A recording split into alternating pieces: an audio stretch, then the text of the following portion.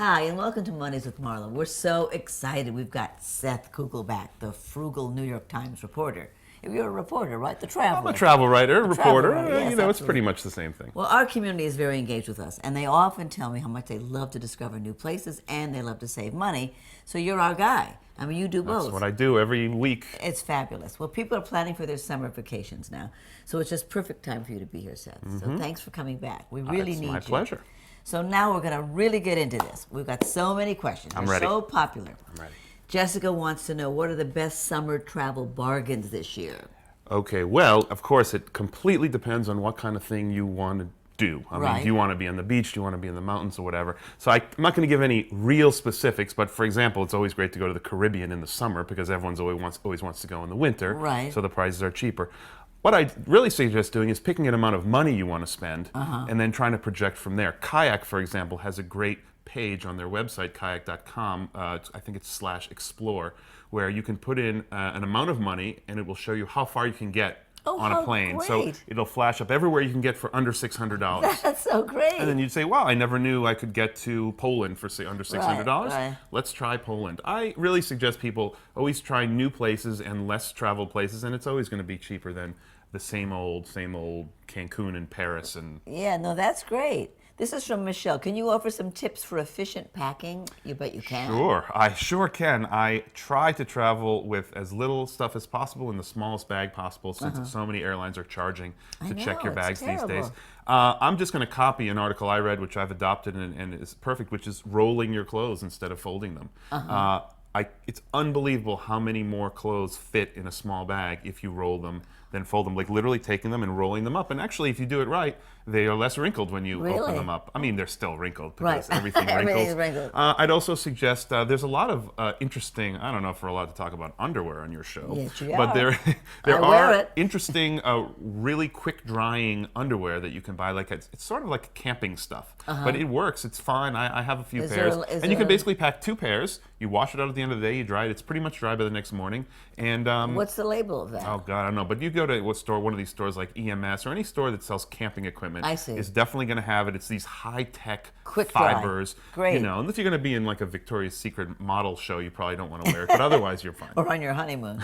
Right. Okay. What are the best travel sites? Flora Hernandez wants to know. Well, the first thing I would tell people to do is just go right to the Frugal Traveler page at nytimes.com/Frugal Traveler. I've listed about 25 great sites. They go from where to find a hotel, what the airline stuff are. I'm going to do one sort of weird thing here, which I'm going to say sometimes actually you should go back to an old-fashioned travel agent, depending on where you're going to go. One of the greatest tricks I've learned since I've had this job is how often travel agents can save you money. And I'm not talking about the big travel companies. Right. I'm talking about agencies that specialize in a specific country, especially if you live in New York or a big city with an immigrant population. Right.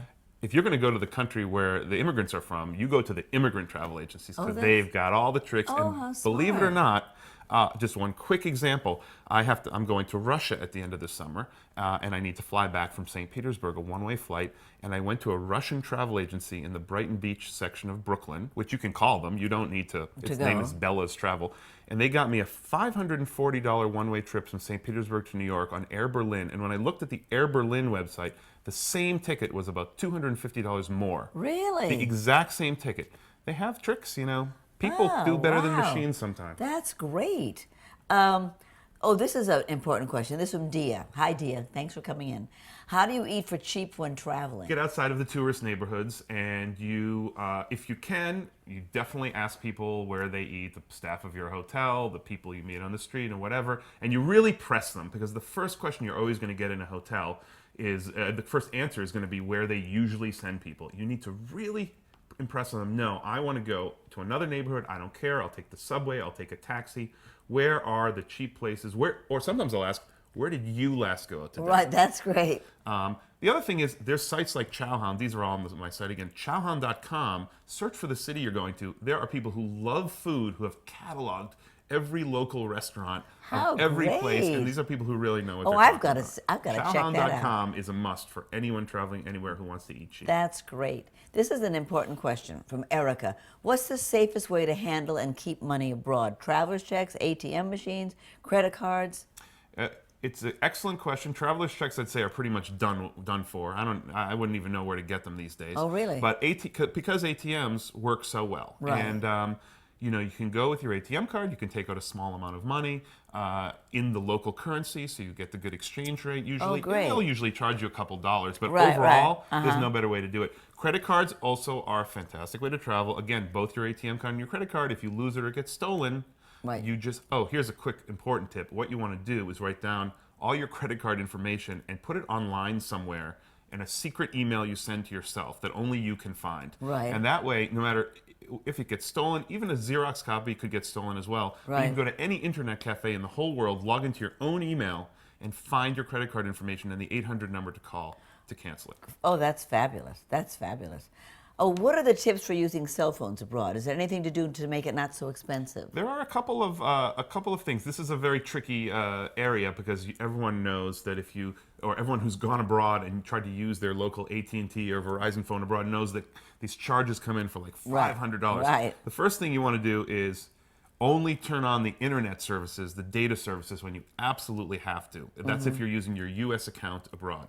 But a few things to save money. First of all, a lot of the companies now have special deals for cheaper data packages when you go abroad. It's not as expensive as it used to be, but often you have to change your plan or add something onto it. Second, and the best thing to do is probably to get a local SIM card, a local chip for your card. And it's usually pretty easy to do that. Some countries give you a little bit of hassle, a little bureaucracy, but then you can just do the prepaid thing. You put down 10 euros or 10 pounds or $10, and you get $10 worth, and you never spend more than that because as soon as you use it all up, it's gone. It's like Easy Pass. SIM cards. And the third thing is people who don't use Skype regularly should learn to use Skype because usually any place you stay has internet. And if you log onto the internet, Skype makes free phone calls for you. Oh, how great. To other people with Skype or for very small amounts to call phones in other countries or even the country you're in. I didn't know about that. Skype is great. This is from Tony Ellison. What's the least expensive time to travel in Europe, even when winter is kind of expensive? I hate to say this, but the least expensive time to travel is when no one else is traveling. So not summer, not Christmas vacation, Right. not school vacations, and this is also important, not local European vacations as well. So you Right. have to check what the local holidays are everywhere. Oh, that's so right. it'll often tend to be something like September or April or something. I did go to Portugal in sort of the dead of winter, and I found it to be quite empty of tourists, and cold. it was chilly. But I'll tell you, I will always trade good. No, that's not true. I will sometimes trade bad weather for an utter lack of other travelers because it keeps the prices down. I stayed in a hotel. I was the only one there. Wow. And they said they couldn't even believe I walked in the door. Well, that couldn't have been any fun. Well, actually, it actually was fun because it was a small hotel in rural Portugal, and I sat out there in the dining room. They said, "What are you sitting in the dining room for? Come eat in the kitchen with us." And when you're the only one there, you turn almost into a family member. Oh, that's adorable. So that's good. Yeah, so you do have to give up, though, your springtime weekend in Paris and start thinking a little bit about alternative times. This is from Anita Potberg. How do I get the best rates for hotels in Europe?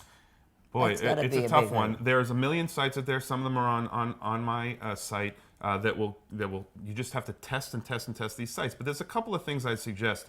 Things like that are often called guest houses can often be very great places to stay. They're Really? sort of somewhere in between bed and breakfasts and youth hostels. So you have your own room. But they can be charming. I mean, and so you go to a place like a youth hostel site does not just have youth hostels. Something like hostelbookers.com, you can actually search for guest houses. And those places will be actually quite cheap. I'm just trying to book a place in Rome right now. And I'm basically looking at guest houses and Airbnb.com where people rent out their apartments for much cheaper than I'll hotels. bet. Now, if you do really want a hotel, I'm a big proponent of Priceline bidding. You go on there and set your own price and see what they'll give you. Oh, really? It's scary at first, but just look up a few articles on how to do it. Try it once, and you might be addicted forever because Priceline, people coming to New York, people come to the major cities in Europe, you can really save a 30%, 40%. That sounds fabulous. This is from Marcia S. Hi, Marcia. Thanks for coming. Is there a post-50 kind of recreation of the backpacking through Europe of the 1960s post-college experience?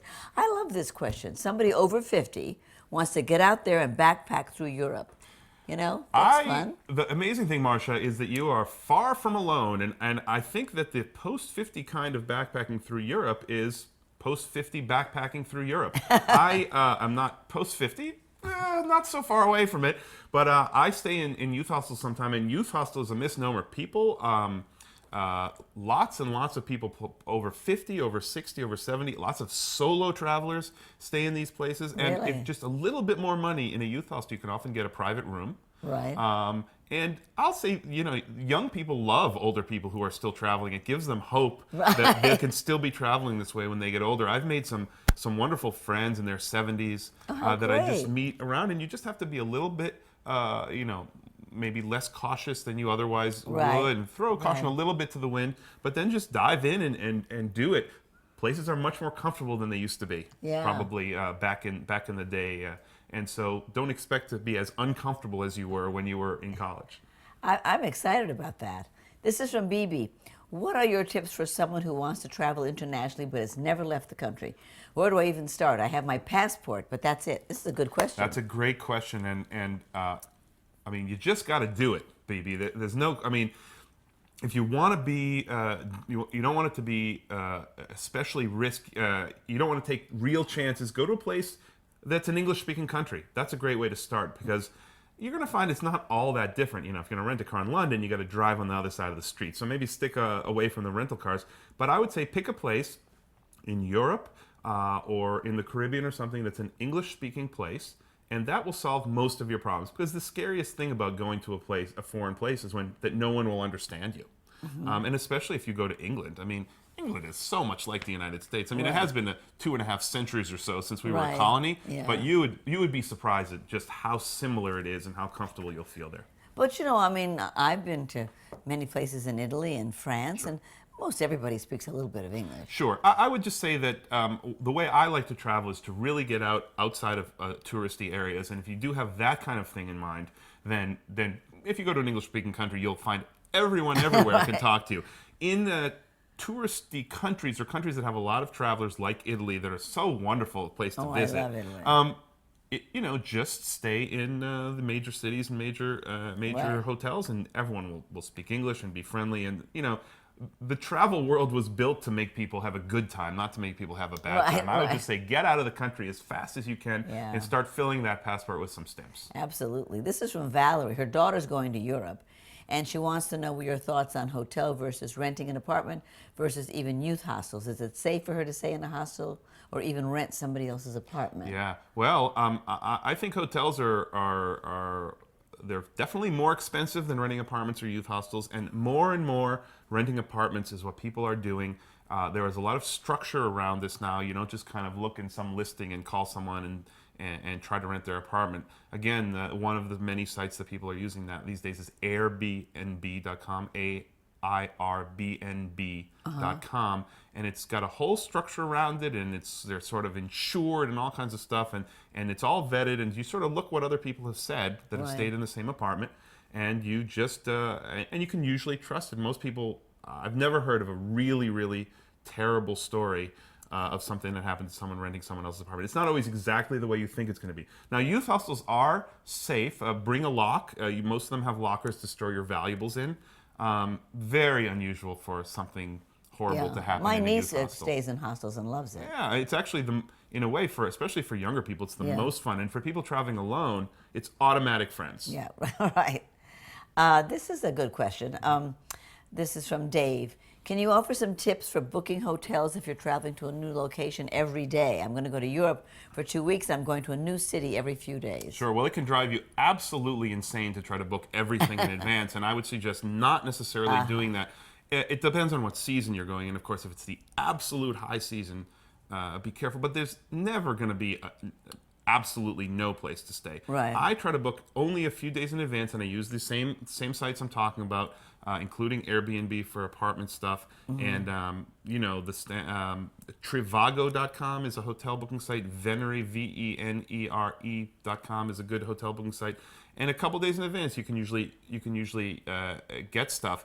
And the reason I also think that you should wait is, what if you want to stay in a city an extra day? Right. Sometimes you'll be in a place and you'll be like, oh, just one more day here. Right, And then you've right. already have another place booked, so you have to go. Right. Keep things as flexible as possible. So- You won't go homeless. So let's just, because our community loves tips. Okay. So let's just give us a couple of tips Sure. for booking hotels if you're traveling to a new location every day. So first Sure. you'd say what?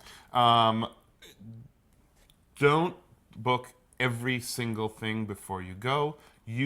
Track at least 3 or 4 internet sites, there's a million of them, to try to get the lowest prices, and look at user reviews. You know, you can learn so much these days from user reviews on places like TripAdvisor. My final tip is try not to stay in international chain hotels. Yeah, I would imagine. Yeah. It's usually more expensive and less of a real local experience. Very good. This is from Whitney. Hi, Whitney. Is travel insurance worth it? I'm checking luggage on my next trip. Travel insurance is good for people who just want to be safe and secure and feel like anything terrible that happens will be covered. I had an interesting conversation in Fiji recently with some folks from countries that have national health insurance. They all get travel insurance because their national health insurance doesn't cover them abroad. In the U.S., most of us have private health insurance, and we are covered abroad.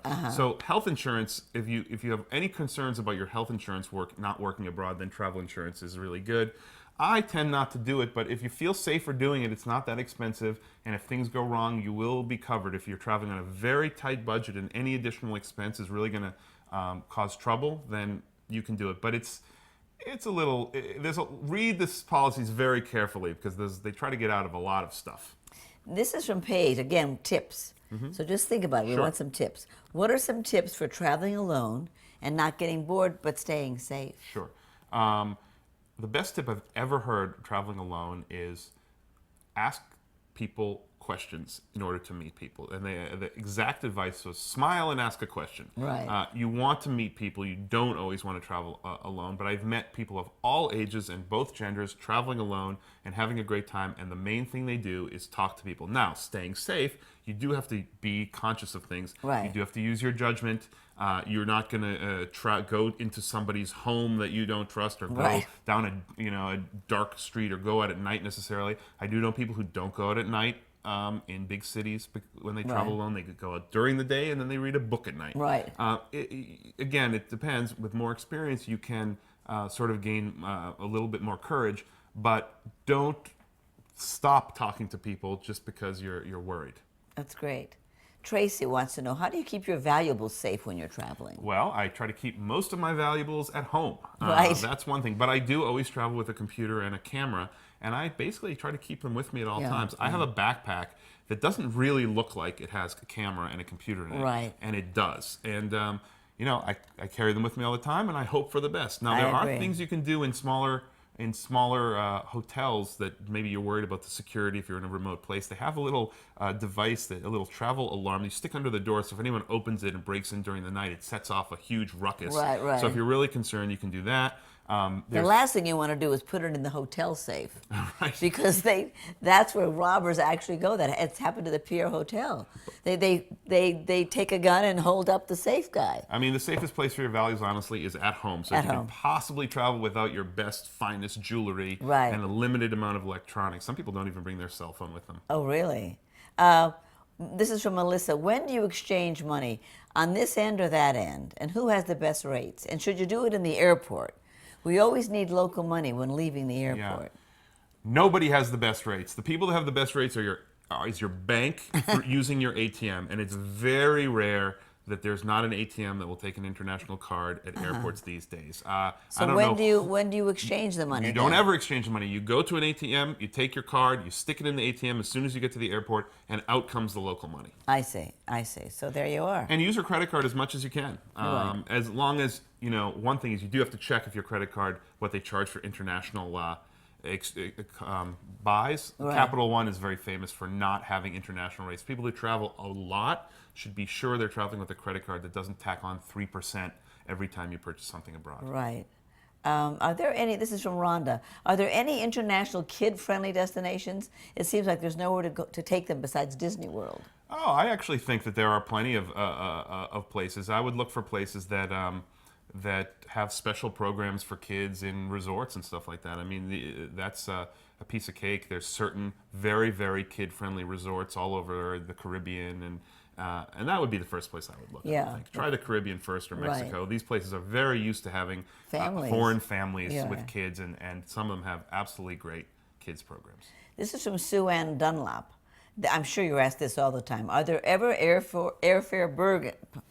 Start again. This is from Sue Ann Dunlap. I'm sure you're asked this all the time. Are there ever airfare bargains anymore? I get emails all the time advertising the same expensive ticket prices as the greatest deal since I don't know when, but they're the same inflated prices everyone has had for a long time. So is there a place now for airfare bargains? Well, airfare bargains do pop up, and what you want to be sure you do is if you're traveling to a specific place and you know you're going to go there often or in the next year or something, you want to set up Airfare Alerts, and you can do that through a number of sites. Kayak does do that. AirfareWatchdog.com does that, where you type in where you're going and the approximate time, and they just constantly search, and a special will pop up, and they'll send you an email as soon as it pops up, and often those deals are only available for 3 or 4 days or something like that. Right. But yes, it does exist. You know, if you're, be sure you get stuff from like JetBlue. They'll often have these crazy. I saw one $39 to Nantucket from New York recently. Nice trip out to the Cape and the islands.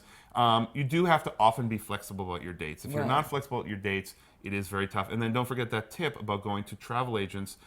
One great thing to do is to Google the location you're going and the word consolidators. Because the consolidators basically have special deals with the airlines to certain destinations, and that will often get you the cheapest. That is a huge tip, consolidators. Huge. I've saved hundreds and hundreds of dollars. Wow, that's a great tip.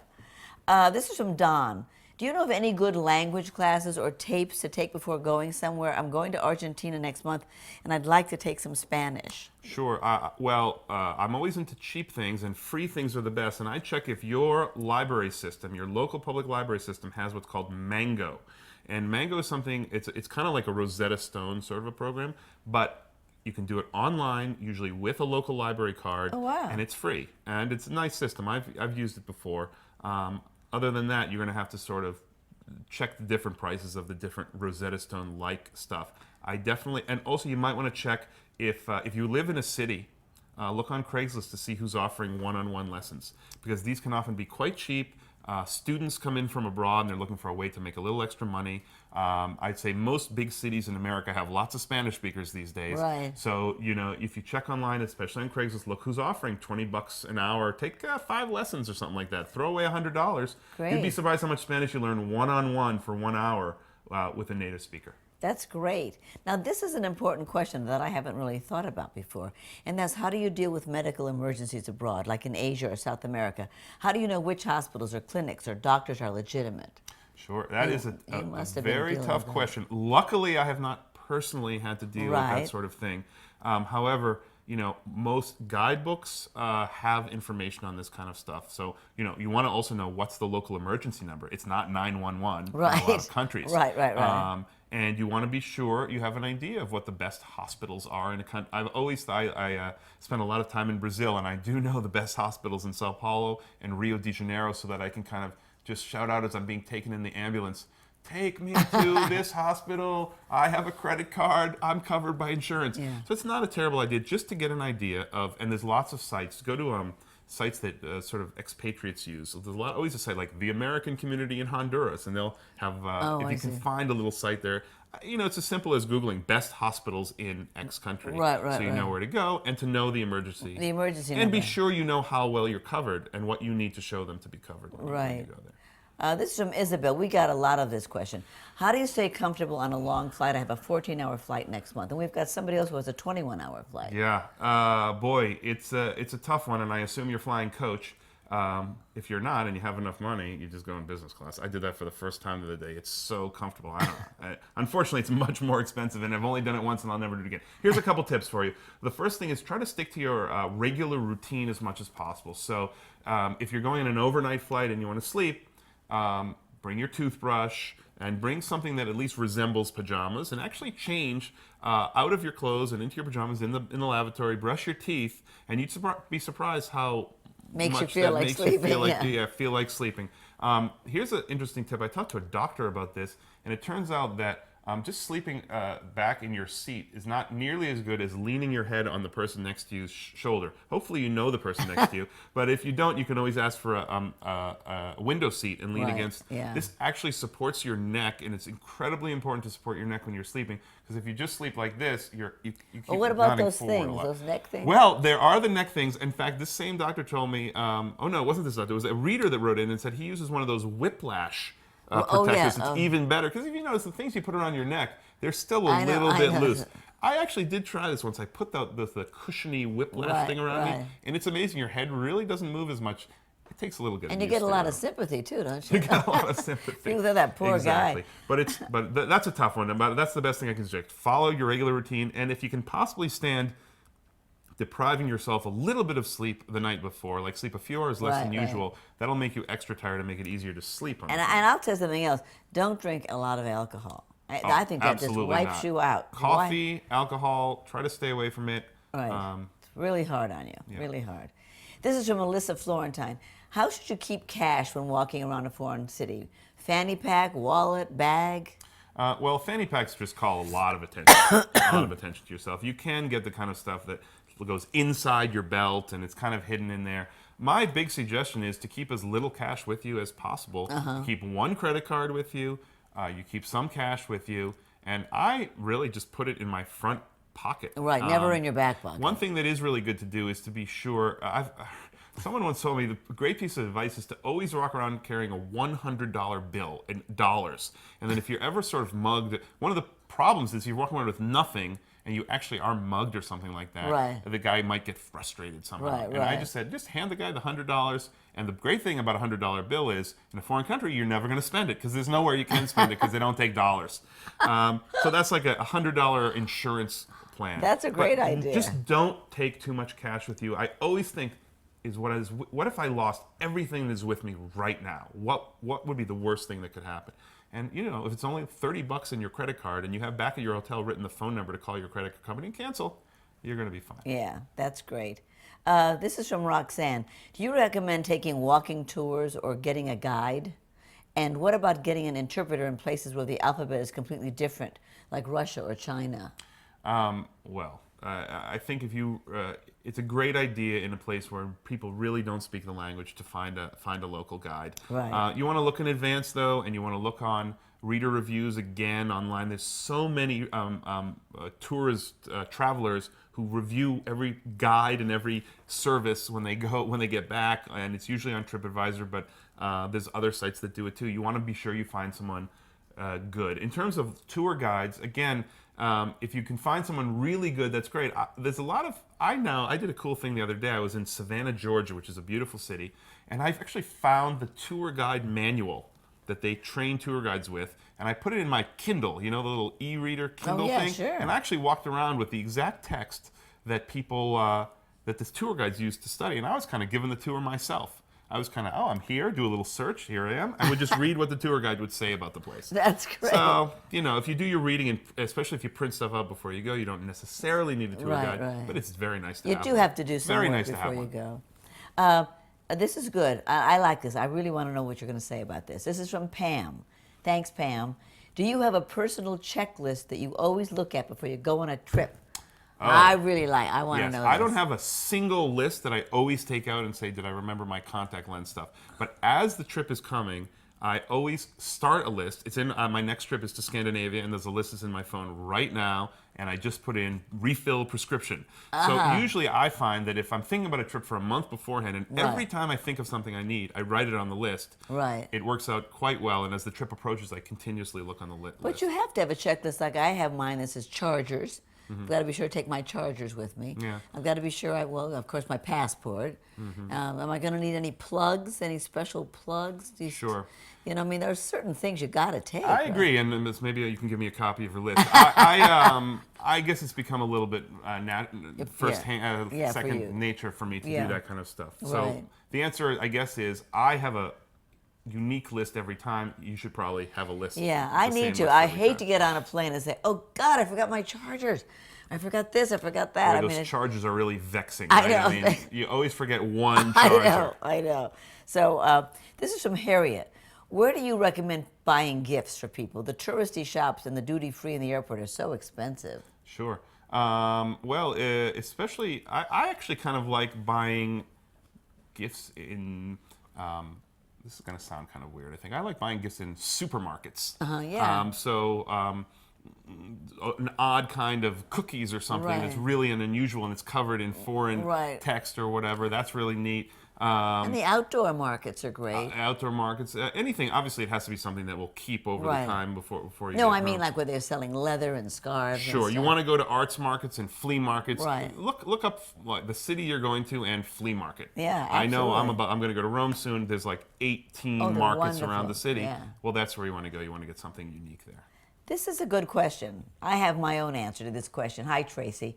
Do you bring your own food on a flight? I'm taking a 10-hour flight, and I was thinking of buying meals for it, but wondering if it's worth it. Well, the first thing to check, obviously, is whether they have meals on the flight. Which Right. some of the overnight international flights, many of them still do serve meals, believe it or not. Right. But yeah, I absolutely recommend bringing your own food, especially if you're on any kind of a diet, because those airline meals, even if you can tolerate them, they're not gonna fit your diet. And they're not good. I was trying to cut down on carbs, and what did I get? They ran out of the meat, so I had pasta, bread, and a cookie. I couldn't have possibly been. And I don't worse. want a piece of fish on a plane. And you also don't want anything that's going to unsettle your stomach before you want to go to sleep on a long flight. Exactly.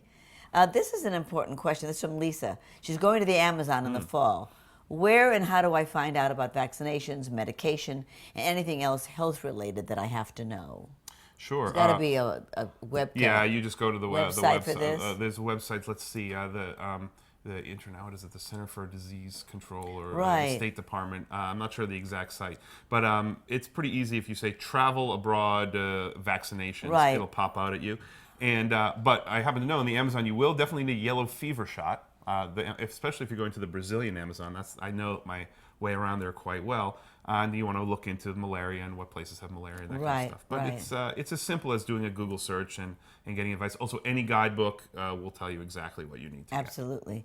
Howard wants to know how to meet people on the road, other travelers when he's traveling alone. But you said pretty much ask people questions and start conversations. Even if you don't really have a question to ask, right? Right. If you know exactly where you're going, and exactly what you're going to do. They say, "Oh, how do you get to this point? I think I might be lost." Right. And it's surprising. And then the other thing is just everyone wants to meet people. There's a lot of people traveling alone. Right. And if you do meet people in groups, and you start talking to the group, and so maybe the people don't want to talk to you. Maybe they're having. So you go on to the next group. Right. You just have to have a little bit of drum up a little courage. And be ready to realize that if someone doesn't want to talk to you, it's just because they're having a bad day. It's not because you're a terrible person. Absolutely. This is from Jackie Delgado. Can you recommend an end of December vacation destination on the cheaper side? Boy. Is there any such thing? Well, I'd go back to my trip to Portugal. You want to go to places that are not ski destinations and not beach destinations. Right. And if you're willing to, I mean, some of these, I try to find some places in Italy or in the middle of Europe that are mobbed in the summer. Right. And see how they are in the winter. You're much more likely to have a wonderful personal experience with a city that's not mobbed with tourists. Go to a place that you would go in the summer, in the winter, or a place that you would go in the winter, but go in the summer like the Caribbean. Right. Alrighty, I think that our time is up.